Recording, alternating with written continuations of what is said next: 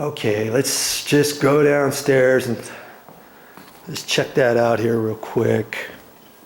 No, I don't know if Mommy left. I think she was going back to the, oh yeah, she left. Okay. This was the other garage. Still trying to figure out all the light switches. There's so many light switches in there. But anywho, they're gonna go ahead and paint this entire garage. And I had seen some seams up here. See that open crack? It's a crack line right on the edge of two seams of the sheetrock. I don't know if you can see it. I can't really see it on this. Oh, see, I'm not seeing anything. Well, I'm sure you can see a line up there, right across there. And I follow it, and I see it. It went all the way on down, and then it went across. See it? It's going across right there. And then there's another line right in there. Granted, this is a garage. We showed that to the painter, and he's like, "Oh, I can fix that." I'm like, well, how are you going to do that? Well, he's going to do the whole thing. He's going to tape it, top it, skim it, and he's going to spray texture that before he repaints his garage. So, and I noticed this is see here, this is settling cracks through the edge of the door is right there. And I'll probably have to have him fix that too while he's here. Or I could also put some caulking in there, before they paint in here. But because they're painting the entire house, he gave us a really good price to just go ahead and paint the garages. So we thought, okay, why not? I'll fix that too. Luckily, whoever did that, they left a piece of cabinet in here. So I'm gonna have to re-wedge that in there. And believe it or not, I might even make a video of it, just to let you know that it is possible if you break something like that. See, that's just a particle board cabinet with some melamine finish on it. That somebody kind of took a nosedive on that, whacked that. You can see here's a crack right there too. But the cabinet's still pretty strong. The door's not fitting very well, because see how far the door fits over the edge there? And it's flush down there, see that? And it comes way up high. You look at it, and I think, oh yeah, I can adjust that. Well, I can adjust these types of hinges. And if you look at this hinge, it's pulled out away from the cabinet there. See that?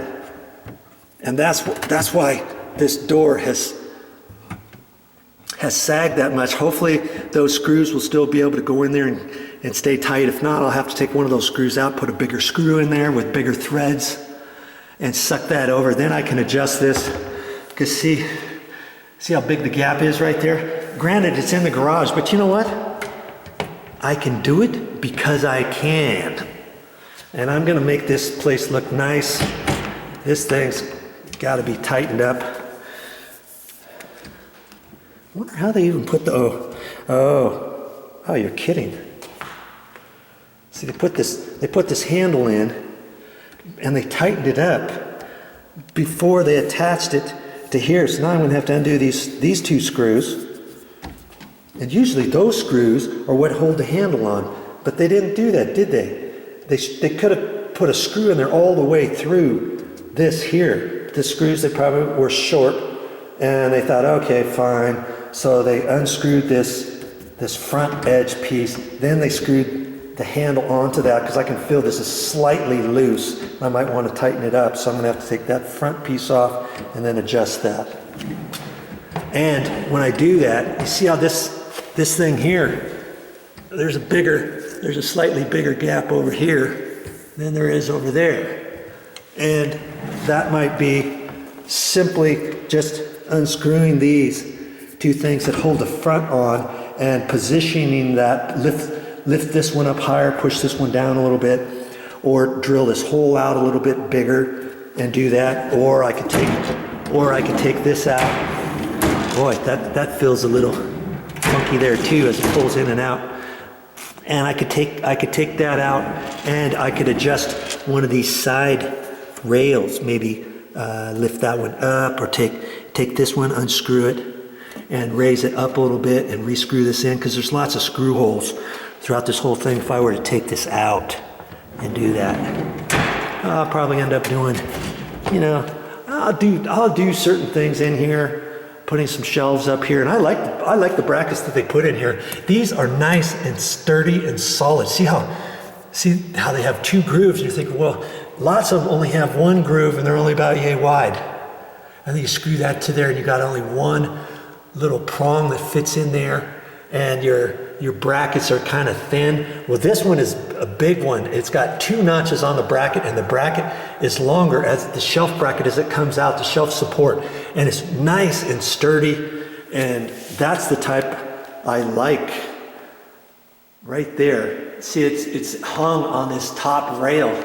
They just found out where the studs were, they screwed that in, and then they slid this on there. There's a little notch up there, and that slid on from the end, I guess. And then they lined that up wherever the studs were. So that just happened to be a stud there, and that happened to be a stud there. Or if not, you don't even have to put those on studs. You can put those on plastic anchors here, and the weight is held by that top rail up there. And that top rail, you want to make sure you screw that into the metal studs. That's going to hold all your weight. These vertical ones won't hold your weight at all. This is just holding it into place from left and right. You know what I mean? So you could use plastic anchors on those, even if you weren't sure if you hit the studs. There's our alarm for the security system. The guy just installed it. And they have these new things. He said, if you open up the garage door, if you see this blue light flashing and nothing else as you come in the door, don't go in the house. Because that'll mean that your security alarm has been breached, and you do not go out there until you call 911 or call it. I guess we're gonna have to call the security company, and then they'll do something, send somebody out here. And then that way you don't have to go into the house. And so he suggested installing this in the garage. Now sometimes I've seen those outside, and if you have just an alarm, just a horn, let's say in a box that's covered up, maybe you don't want it out in the front of your house. Maybe you decide to put it over the side of your house, on underneath an overhang or something. Well, if it's that, you won't know if anybody ever has broken in. As you open up your garage door, you may not know that your system's off, that somebody's in there stealing your stuff, or taking a snooze in your bed or whatever, eating your food out of your kitchen, or falling asleep on the couch watching TV. I've heard all those things, okay? But you want something that has a light on it that flashes. That's the type of horn. I haven't even set that off yet. I can only imagine how loud that thing is. I'm sure it'd pierce my ears right now if I tried to turn that thing on. All right, so that's it with the garage. My thought process here would just kind of come in here. And this is just an overview of certain things that I've taken into consideration that I want to have fixed. Speaking of the garage, let's go out there. I already noticed opening the garage door on this side. Sometimes, one time I opened it and it only went up about 3 inches, then it stopped because this thing lifted up the rail in the middle to the garage door. The horizontal rail up here that holds the chain or the screws. Now see, this is the chain one too. And I wish it was the screw drive one. See that chain? I don't like those kind. If you get a chance, you might want to get the screw threaded one. It's a lot better. This thing is kind of springy. I don't know how long that's going to last before we got to replace that with something else. But anyways, I'm gonna have a garage door company come out here. Even though the garage doors work, I'm gonna have them come over here, and they're gonna make sure that all the little C&I things are working properly. And then they do a test. They lift the garage door up 3 or 4 feet off the ground, and then they let go of it. And it's supposed to only go down just a little bit, not too far. If it goes down too far, they have to adjust it. Then they have to adjust the spring up here. There's no way. I don't want you touching those springs. Okay, there's certain ways how to dislodge this, and you're not going to know what to do. It's like, what are you going to do with that thing right there? How are you supposed to tighten it or loosen it? Get a garage door company out here and start checking some things. looks like, they just have the plastic handle up there. And that plastic handle is supposed to be hanging down here. Somebody just did it the wrong way. But anyways, you can deactivate that when you're going on vacation. You can deactivate your garage. You just pull that thing down and it disengages that. And then you just lock it. You just take this right here and push it over and lock it. I wouldn't lock it without disengaging it. Just for the sake of it, because you don't want to come back from vacation and forget about it and try to lift your garage door, but with your button and have it locked and have it burn up the motor, fry something or whatever. So anyways, you lock that and you can disengage that. But anyways, the garage door guy, I'll have him come out here. I'll probably have him re-lube everything. They got this special lube that they put on the wheels and on the side rails. And then they'll make sure that this is adjusted properly. They'll make sure that the eyes are adjusted properly. They'll spray, maybe put some oil on the two chains. There's two chains on there, one on both sides. Now, if you had a screw drive thing, they can spray some stuff on there. And then I'll just have them check this out, you know. And then if you want your combination changed, there's a combination on the outside of the door, which is kind of cool. You can program it for this garage door, and you can program a different code for that garage door. And that's funny. This house had 3 single car garages. There's 2 here, 2 single car garage doors in this big, huge garage. And then there's another single door garage on the other side. And I was kind of hoping this house was going to have a big 2-car garage door, so you can come in without having to look. Make sure you don't hit the side mirrors and stuff. But this one happened to have 3. I thought that's kind of odd, but you know, we'll get used to it. But anyways, the garage door clicker, they have a clicker, and they did the clicker. There was 3 buttons on the clicker. One is for the far garage door, one was for this door, one was for this door. So that was kind of slick. So all that kind of stuff. We'll have the garage door company come out here. I don't know how much it's going to cost. $250 maybe? $200? $150? Something like that. And that's something I want to make sure is working and properly serviced. So that's something that we'll end up having done too.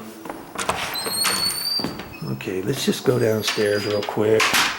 Just getting my thoughts here. I wanted to make a couple videos before I got going. See how this carpet has little, you can't really see that there, but maybe you can see it there. See how it's lifted up right there? And then here's another one right there. And if you stand up, you don't see them as well.